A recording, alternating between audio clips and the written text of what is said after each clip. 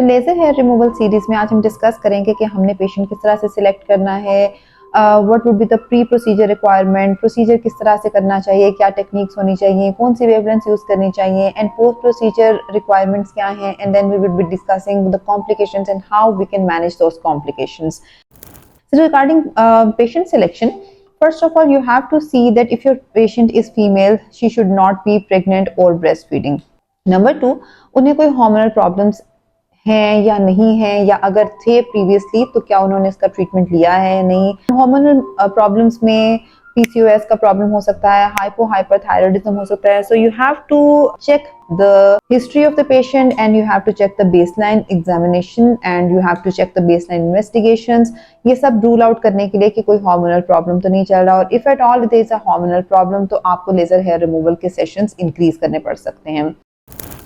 Then you have to see that जो area आप treat कर रहे हैं उस पर कोई एक्टिव इन्फेक्शन तो नहीं है, हर्पीस तो नहीं है, कि कोई बैक्टीरियल इन्फेक्शन या फंगल इन्फेक्शन तो नहीं है, क्योंकि उस केस में it can spread to whole area.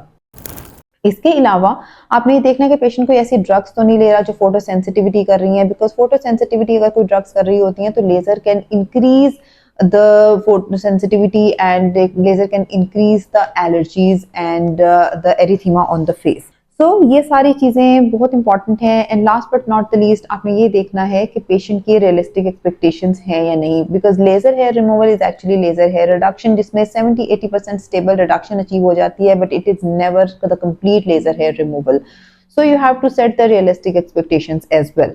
Number 2, आपने उससे इन्फॉर्म्ड कॉन्सेंट लेनी है. इन्फॉर्म्ड कॉन्सेंट का मतलब ये होता है कि आपने उसको सब पॉसिबल कॉम्प्लिकेशंस बतानी है, starting from the risk of hypo or hyperpigmentation, folliculitis, aggravation of acne, and obviously there can be paradoxical increase in hair growth. Although this is a complication which can occur if you set the subtherapeutic energies, but still you have to counsel the patient against this as well.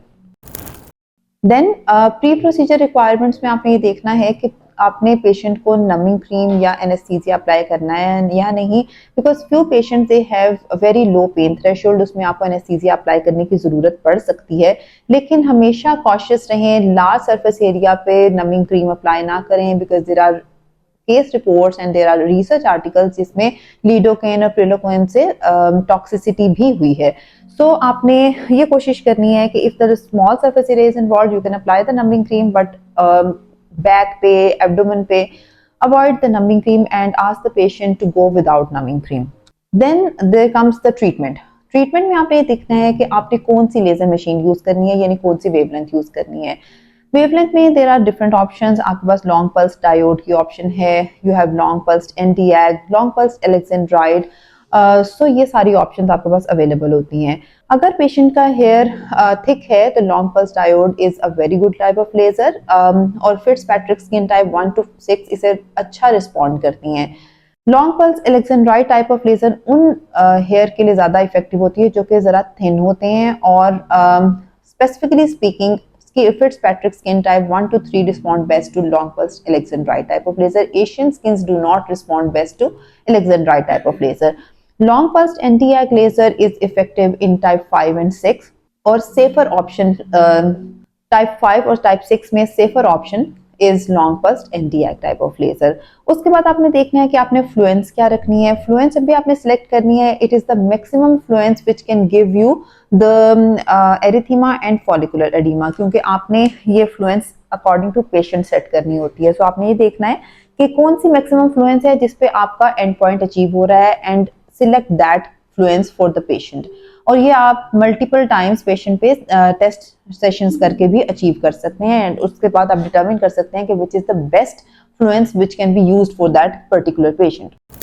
Pulse duration, specifically speaking अगर हम pulse duration की बात करते हैं तो pulse duration depend करती है thermal relaxation time पे.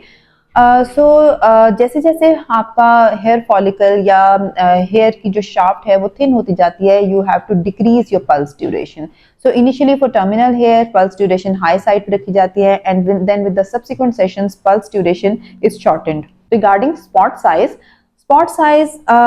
If the hair follicle is deeper, यानी थाई के एरिया को आप ट्रीट कर रहे हैं तो your spot size would be higher. और फेस पे आप स्पॉट साइज कम रख सकते हैं। But there are research articles जिसमें ये मैंशनड है कि larger spot size has more effectivity as compare to the smaller spot size.